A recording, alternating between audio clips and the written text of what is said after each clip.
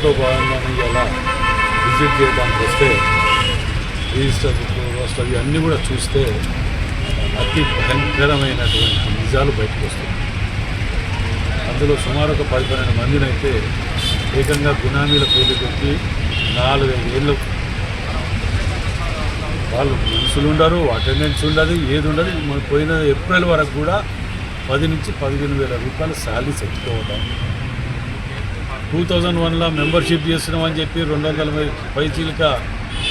పైచీలిక మంది అడ్మిట్ చేయటం.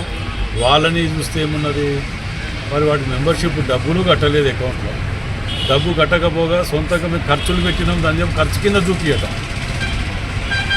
ఇది అకౌంట్ వేసిన తర్వాత ఖర్చు చూపించాలి, కానీ అకౌంట్ వేయకముందుకే ఖర్చు చూపించే విధంగా ఇట్లాంటి ఎన్నో కూడా పెట్రోల్ బంక్ ఎదురుగా దీనికి సంబంధించినటువంటి దాంట్లో డీజిల్ పోసుకోవటం, పెట్రోల్ పోసుకోవటం, అలా ఫ్యూల్ పోసుకున్న తర్వాత డబ్బులు కట్టకపోవటం.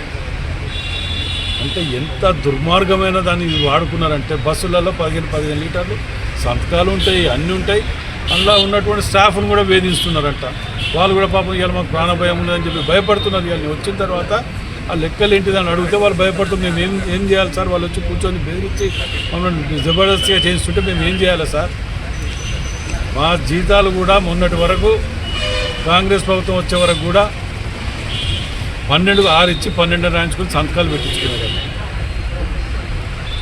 ఇవన్నీ కూడా వీటిని ఇమీడియట్ కలెక్టర్ గారు కానీ విజిలెన్స్ కానీ మేము local to global news at your finger tips.